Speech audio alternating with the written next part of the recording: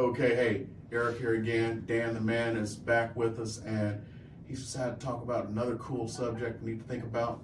Okay, let's say you're trying to get that credit up, and there are ways to do it. Because, you got these companies out there, I can't mention any names or anything, and, they sit there and they're going to charge you $99 a month, $150 a month, $349 to set up to fix your credit. You can sometimes do this for free, and a good lender is going to help you out with that.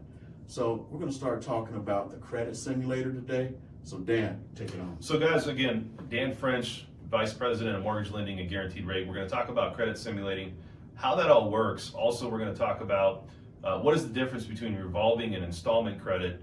And if you're somebody that does need help, let's say you've had some blemishes on your credit, how do you get that fixed?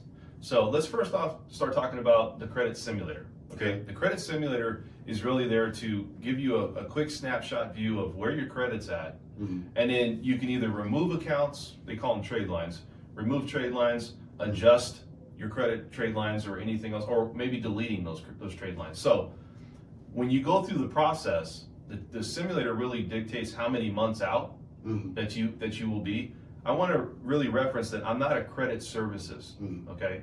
All we do is we give you options. We're not credit repair. We just help give understanding to the clients out there what their credit score could be, and that's really what the simulator is there for. It's to really help you. So at the end of it, once we give this back, 50% of people typically take that and they've followed it to a T, and they've gotten their credit score up. Some of them just give up, and maybe they just feel like, hey, you know what? Maybe I'm in this position because I'm just not ready mentally to get this done, and that's fine. Right. But the most people that go through this process with the simulator, they get their score up where it needs to be. Okay. And from your experience doing this, how much are you able to raise somebody's credit score? So it's all different. So you look at revolving accounts.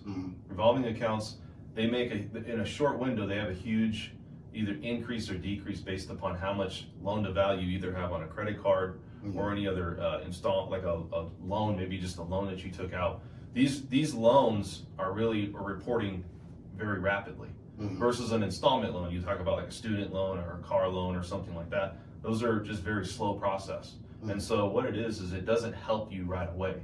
So typically what people look at is, okay, do I have any collection accounts or anything that's hit my credit? Because once it's hit your credit, either you're getting it deleted or it's really paying it off is typically not going to do anything for you. So that's where these, we talk about these companies coming in and saying, well, we'll help you get your credit, help, repair it $100 a month. A lot of times they're just taking money because they think that that's what you're supposed to, they tell you that's what you're supposed to do, but that's not really what you're supposed to do. What you should do is, well, I've already made mistakes. Either I can find somebody and pay a premium to get this stuff deleted, which is very hard, or I just reestablish credit. Okay, so in situations, it's all different, but if you look at installment accounts, they're the worst actually, the way as far as, credit rating and getting credit to increase. If you look at revolving accounts, those rapidly are used and they're rapidly going to get your credit score up quickly. Okay, so you want to look at credit cards and things like that. Collection accounts, like we talked about, they're not going to help you by paying them off most of the time. I'm going to say 90%. So you want to really take that simulator and evaluate. I can tell you what your score would be if you paid it off, which 9 times out of 10, it doesn't do anything to your rating. 9 times out of 10, it doesn't. 9 times out of 10. So like you got that old Sears card that you didn't pay off, right? And then somebody, they sell that debt to somebody who sells it to another guy. That's right. And then somebody calls you up. It's like, you want to take care of this? You're probably better off saying, Yeah, well, it's like this. If you know that your credit already has taken a hit and you got other collection accounts, especially when you have, if you're somebody that's an 800 credit score and you get a collection, that's a huge hit to your credit versus somebody that's already got collections and then they got another one that's hit because your score's already dropped. So I think it does make a huge difference for somebody that has a good credit score. If you're somebody out there that's got a 630 to 650, which most people are, and you get another collection account, like I said, more often than not, it's not really a good thing to pay it off because it's not going to help you. What I would do is, and what I would recommend is, let's see what credit you do have. Right. If you have credit cards, if we can pay them down between below 30% loan to value on the card, or you just might want to open up a whole new card They have places like creditbuildercard.com. Okay, you can go there and you can set that up. You pay into it, and it's really just a way for you to reestablish your credit. They're going to report to the bureaus every single month, and that might be just a better route. You know, go there and start a credit card and start that revolving account, and that way you can get that thing reestablished really quick. Okay. So what's that name again? Creditbuildercard.com.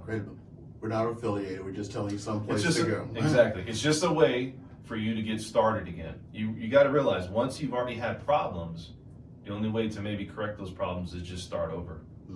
Okay, it's already affected you unless you can get those accounts deleted. And we've seen, you know, I got a lot of people that pay a premium for that. Not the $100 a month companies. It's the, hey, I'm gonna charge you $1,000 and I'm gonna get this deleted. I'm not affiliated with that, but some people find those people to do that, and we all see that it's harder and harder every day to try to get these accounts deleted, because now these creditors have to report to the CFPB too. So they have to report that they're accurately reporting this credit. So it's a lot harder. Okay. Well, anything else you can tell us about the credit simulator? I think it's a good starting point. You know, if you don't know where your credit score's at, call me, I can do it, and you know, we'll pull one credit report, you know, and maybe one bureau, and that way we can see, you know, if we'll pull all three if you're a 620 or higher, but if you're less than a 620, then maybe we'll just pull one and we'll run the simulator together and see what we can do for you. Okay. I think that's a good starting point. Okay. And how much does it cost someone to come in and I'll do it for them for free. Obviously, free. Okay. Free. So we'll have Dan Mann's information there for you. Just give him a holler and get that credit score. Yeah, guys, reach out. If you have any questions, like I said, you can reach me at vegasloanguru.com. Has all my biography there. Has some testimonials. Also a way to start the application process, and it'll show you what rates and how rates are trending on that website. So go there. Okay, cool. Well, again, as always, pleasure. Dan, thanks a lot. Yep. And invite you back, and we'll get some more stuff out there. Absolutely. Everybody wants to get that credit built up and get into a home, because I'm going to tell you a secret. I got all these people who are running around talking about I'm going to wait till the market drops. Vegas is in the top 10 to continue to grow for the next 4 years. Yep. So if you wait for the market to drop, you're just going to be waiting to rent a house forever and ever. Eric, I want to say one thing too. It's ultimately up to you to get your credit score up. You know, I can give you the blueprint, but if you're not going to take advantage of it and to really take the process and go into it and say, look, I'm going to follow this step by step. It gives you an itemized number of things to do in a step-by-step sequence. Right. People that do it, 90%, typically I have 90% will hit that credit score. Okay. You know, the only times that things do come up that are different is maybe, you know, you had that Cox bill that you didn't know about. All of a sudden that shows up, boom, you know. Right. So it obviously changes the whole dynamic of what we had. But if nothing changes on your credit, 9 times out of 10, you're getting that credit rating. Okay, good. Well, again, we're only here to help. If you have any questions, just ask the questions. We're here to do it, man. See you later. See you at the next one.